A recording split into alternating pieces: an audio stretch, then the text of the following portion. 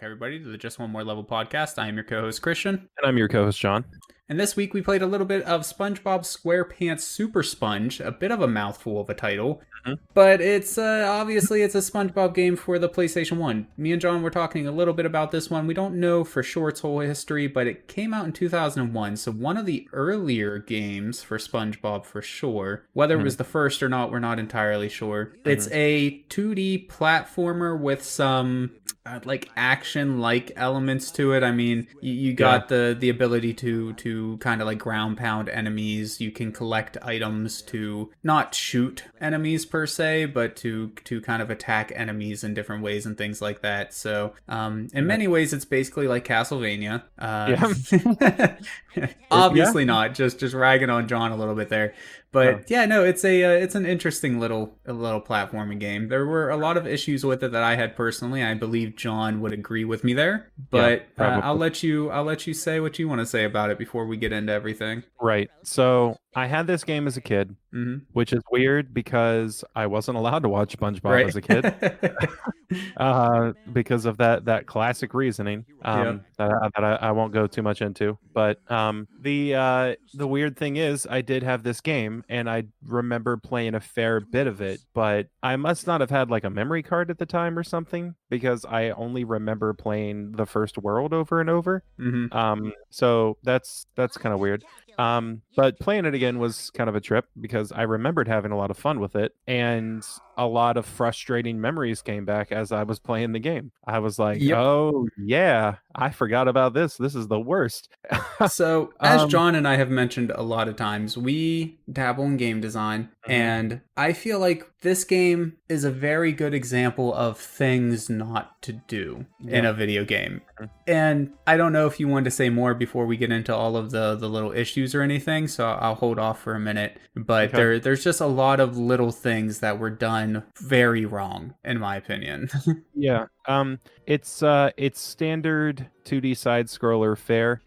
You're playing as a recognizable character. You're going on a fetch quest to get a thing, and on your way you fight a boss at the end of each world. You have standard jumping and attack mechanics and different things like that, but the attack mechanics are nonsense. And instead of it has the Sonic mechanic of collecting rings and having that be your life meter. Technically your player character is one hit kill, but if you have a collection of spatulas, they burst out of you like rings in Sonic, and you can evade death momentarily. And I'll just, as you bring up these mechanics, if you're okay with it, I'll just say my problem with them.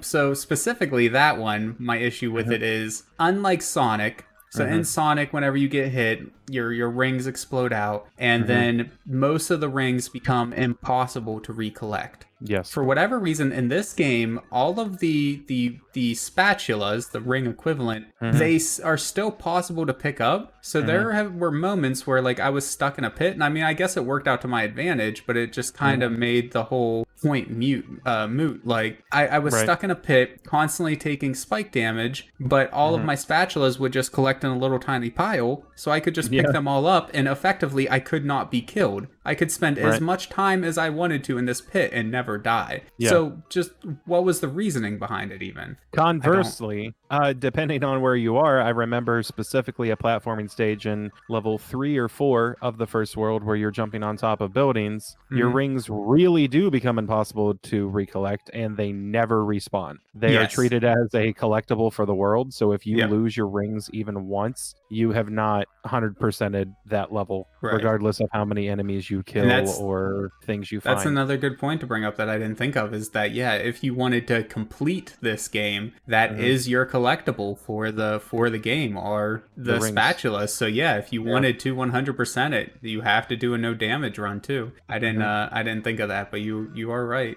So that's pretty annoying.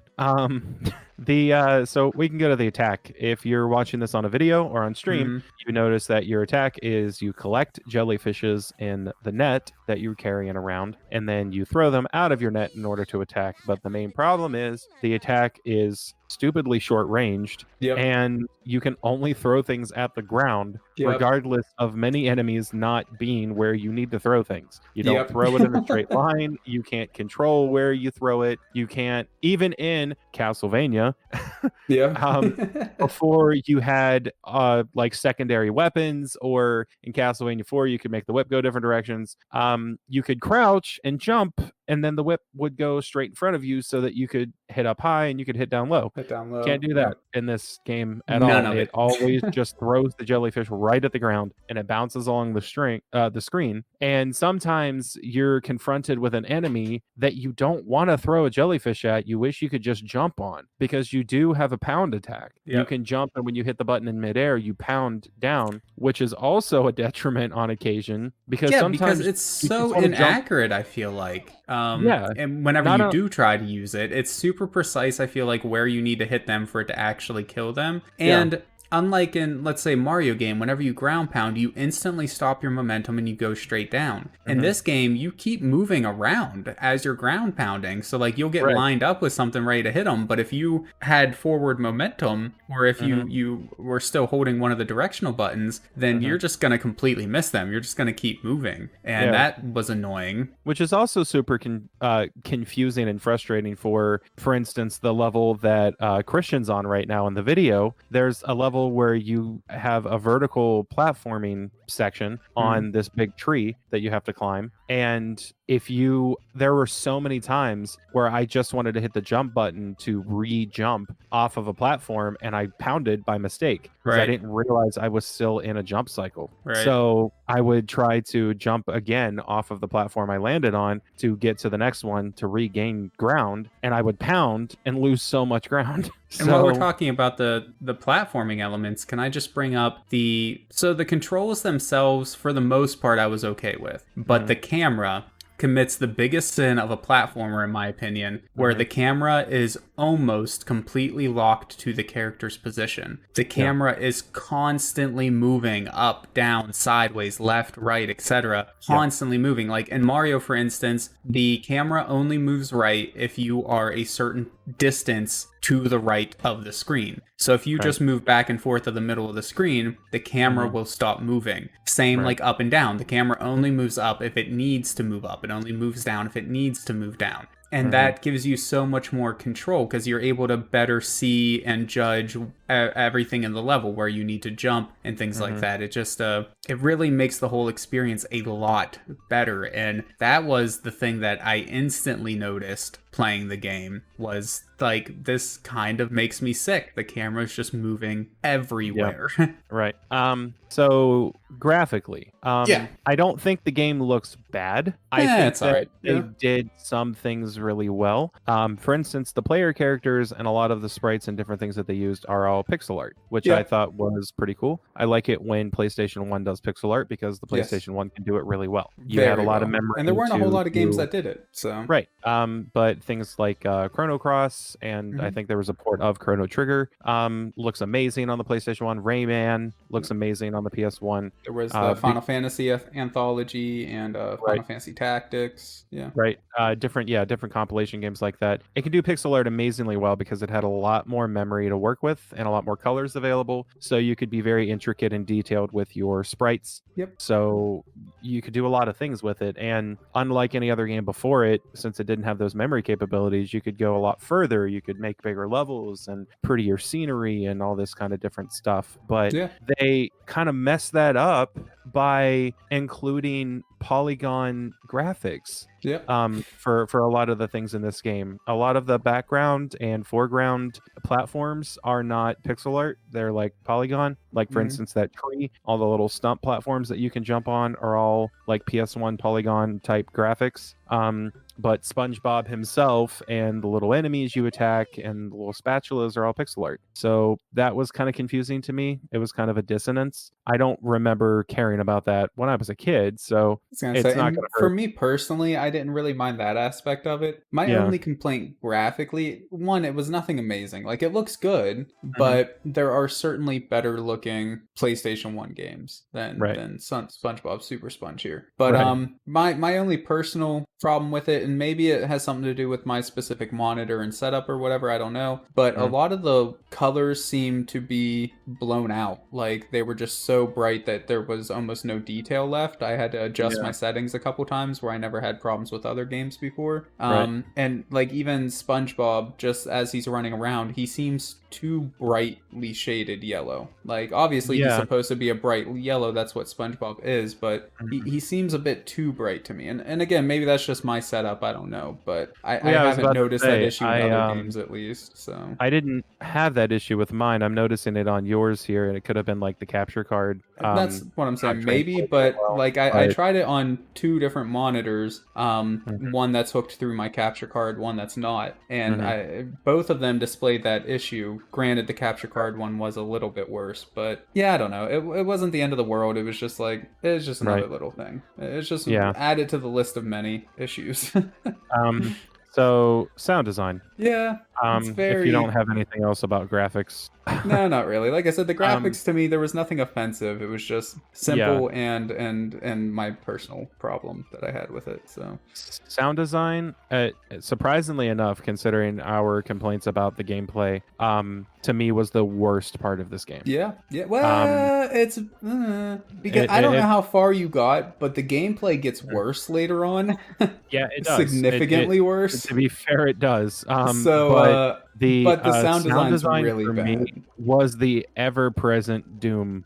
Yes, it's bad. Yeah, SpongeBob's sound effect. I know in the cartoon he makes a squeaky noise when he moves around, but they did not have to amplify that so much for this game. I just constantly. If it was an occasional sound effect, maybe it would be okay, but just constantly. And that's my issue with all of the sound effects. Like the enemy sound effects, most of them make no sense to me, and they're constantly playing. It's why? I don't need to hear that. It's I remember the little yellow bullet-looking enemies that kind of move around like Medusa heads. Yeah. To be fair. I had to ask Amber what that was because I didn't watch a lot of SpongeBob as a kid, but I've seen some SpongeBob, and I remember jellyfishing, and I remember other little critters running around, but I never saw those little yellow ones. And she said, "Oh, those are probably the girl jellyfish."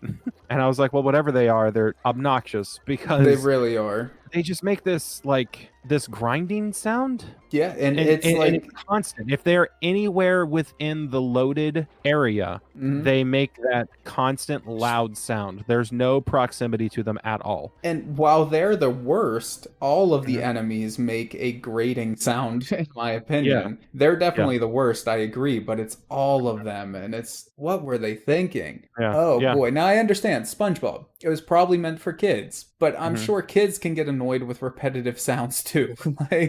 Come on. Yeah, I would. Yeah, and boy. like what you said there, I would love to see the nerd play this one.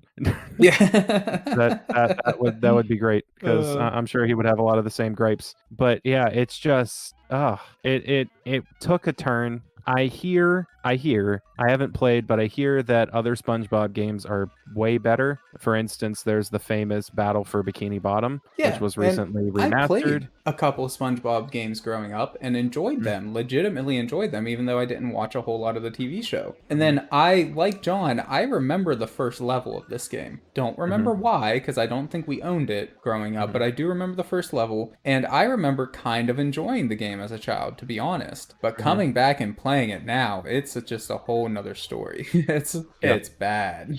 Yeah. It's and it gets worse. Yes. With level 2, you get introduced to a new thing you can carry around. You don't have a jellyfish net anymore. You got some kind of backpack, which I guess is from the show. Amber told me.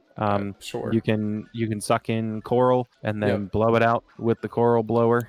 And it's the mechanic itself sounds fine, right? That's an interesting new dynamic to the game. Right. But anytime you wear the backpack, with the fire flower or Oh no, Flood from Oh, with Sunshine. Flood. Okay. I was just thinking yeah. like a better ranged attack, kind of with the Fire Flower. Anyways, anytime you're wearing the backpack, suddenly everything turns to ice.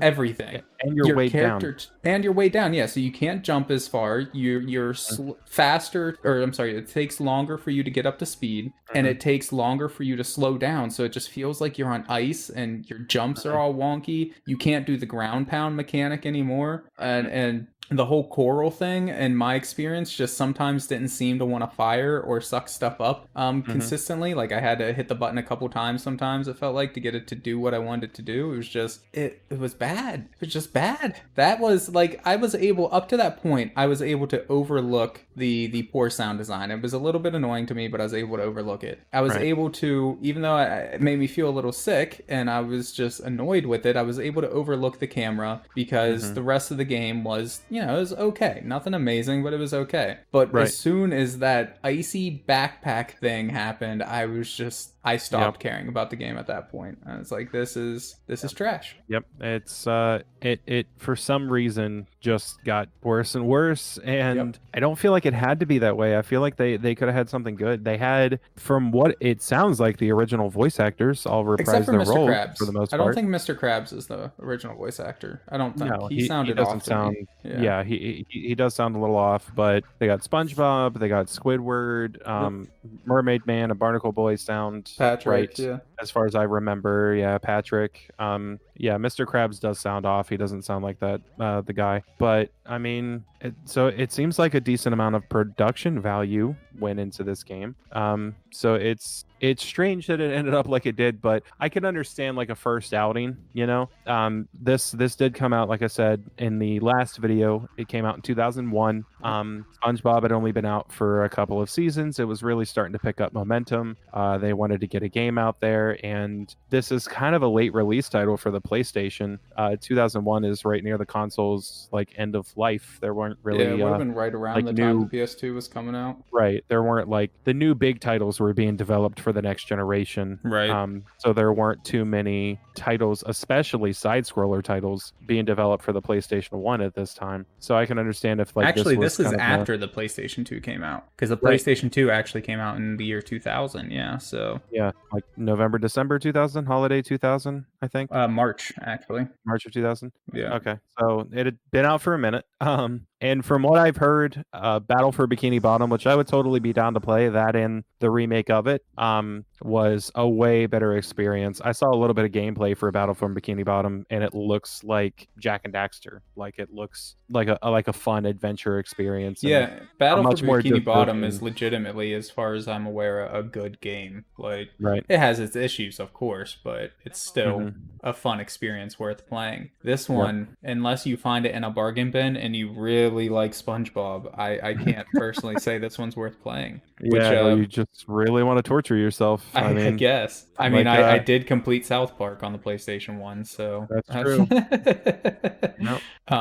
Still the worst game I've ever played. But yeah, so for our namesake, I mean, I'll just go ahead and say it. I would not play Just One More Level unless this episode really takes off and people wanted to watch us complete the game or something. In a rare, well, you never know. Dragon Tales is the most viewed episode of this podcast. I know. It's possible. It's definitely possible. But and I don't even remember the verdict on that one. I know I didn't want to play Just One More Level, but I think that you. I mean, I beat the game multiple times, so I didn't plan on playing it anymore. But I wasn't offended with beating it every level of the game. I think I think that this is the first game in our short history so far where we both agree, for quality reasons, we would not play Just One More Level. I think you're right. Yeah. It's not most games we just say, oh, it's not really my thing. I wouldn't play Just One More Level of this one. But if you like it, go experience it. But no, we're both very firmly no. This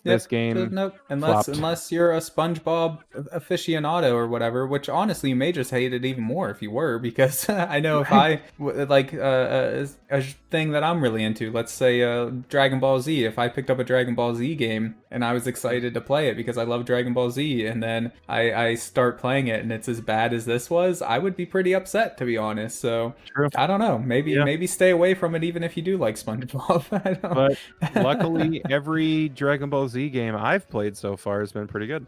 Yeah, same. Everyone I've played, at least, I'm sure there's got to be a bad one out there somewhere. Let us know. I'm sure. Let us know what the worst Dragon Ball Z game is. There were handheld Dragon Ball Z games that came out. There were a couple of those that weren't bad. I played some of those. They weren't the best games I ever played, but there were some.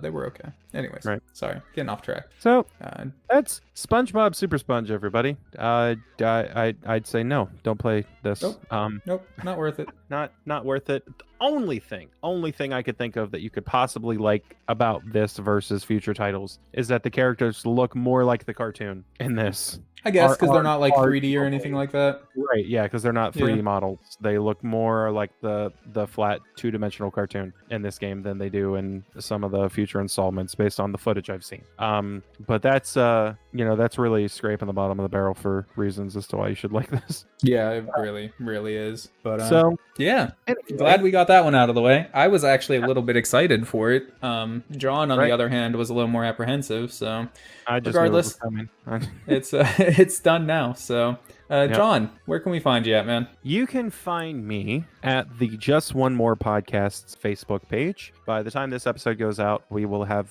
made the transition from the Facebook group to the page. So we'll have that up and running, and we'll be sharing things on there about all of the various things that we have going on, any potential giveaways, game polls, game suggestions, updates about when we're going to be going live and when the next episode will be coming out, things like that. Will all be hosted through a Facebook page instead of a group for reasons that we explained in the last episode and that we'll be explaining on Facebook. Yep. So that'll be all said and done. But you can also find me on my personal socials. I have a YouTube channel. The Dorseman is where I'm going to be putting out videos. A couple should have already went up by the time this came out, hopefully, Lord willing. And also at John Dorsey, the Dorseman on Twitter, and John Dorsey on Instagram. You can look me up on there. Hopefully more podcast related things will be going up on there as well. So Christian, where can we find you? So of course you can find me on Twitch, where we live stream all of our well, not all, but almost all of our episodes that we record. We live stream us doing that over on Twitch, so you can join us there to get a sneak peek of what's going on, as well as just some banter in between episodes, and usually get early access to information on things like polls and giveaways and things like that. And then of course the big one is the Just One More Podcast webpage. So we do have a website, of course, and on there is where we host our polls, as well as pretty much everything that goes up on Facebook, things like short polls and giveaways. And then me and John also have blogs on there where we do reviews and just do whatever we want, really. It's just our space to kind of share stuff that doesn't fit on like a Facebook page or in a full video or whatever. So definitely check that out. Whenever this video goes out, there should be, if I'm not mistaken, a new poll going on for what game you guys want to see us play. So get in your suggestions and then go to the website and vote on what you want to see us play. We love interacting with y'all, and we want to play stuff that you want to see, of course. So make sure you let us know there.